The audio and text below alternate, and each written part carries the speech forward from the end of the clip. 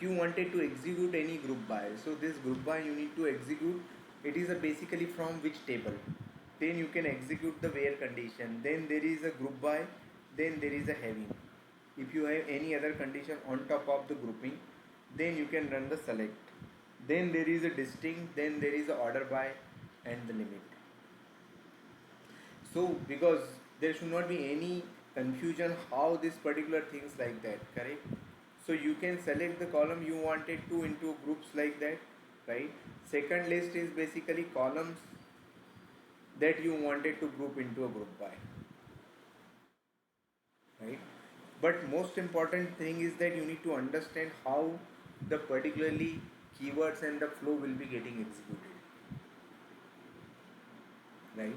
So let's say is there is a particularly group by here, payment ID, customer ID, staff, rent ID, amount and payable, right? So select customer ID from payment group by customer ID, right? So without any aggregations. So either you can use the same column which you are into put into a select, that can be used into a group by, or maybe you can use this any other column into a particularly aggregate function, right?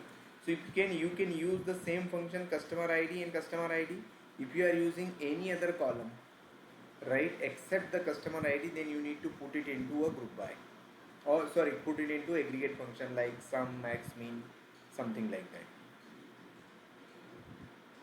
Okay, so you can use that sum of the amount customer ID and sum of the amount group by customer ID. So anytime point of time if you are using a group by, so either in both the lists the column has to be same, or maybe the if you are using any other column which is not into a group by list, then you need to put it this column into a aggregate function like sum or max or mean or something like that. Okay, so group by clause sort the result by the customer ID and adds up to an amount that belongs to a same customer. Okay, like this. So if you wanted to use order by sum of the amount into descending order, or you can also use as a alias name some amount as a amount details, and you can say amount details descending. So this is the way you can just see if you wanted to put it into a, now if you wanted to put it into a joins, right? So in that case, let's say if you wanted to make it, we will cover the joins here. So inner joins, basically the total statement used by group by clause, inner joins clause that gets the total amount paid by each customer.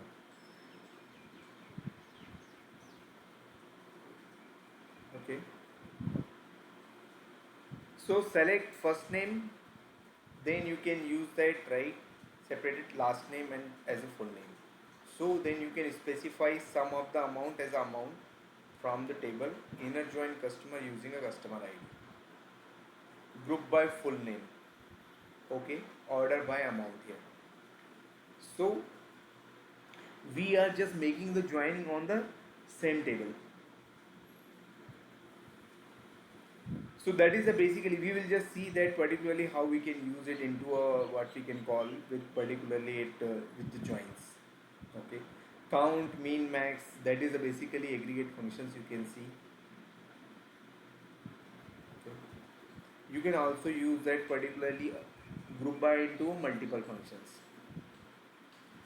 So group by class divide the rows into payment table, right, in the customer ID and the staff ID. So there is a two, right, for each group customer ID and staff ID, right, the sum calculation like that.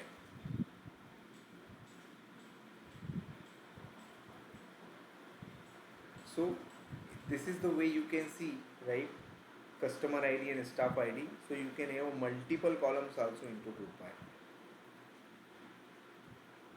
So then you can also have a date, payment date, right, date as a group by.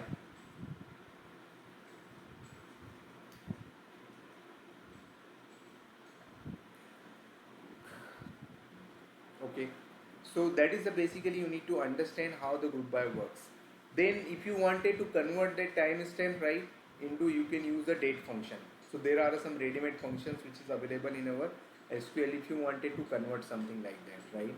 If let's say payment date is a timestamp, but if you wanted to for a particular timestamp you won't be able to do group by. So date wise, if you want in a day how many transaction has been done, how many payment has been done, so you need to convert that timestamp into a date. So you can use the date function,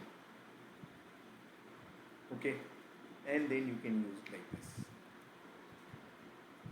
So ready-made functions we will cover here. That is very much important so that you can understand that how we can use the some of the ready-made functions. Apart from aggregate functions, there are much more functions are there. Okay. So before that, you also need to identify the particularly a alter table.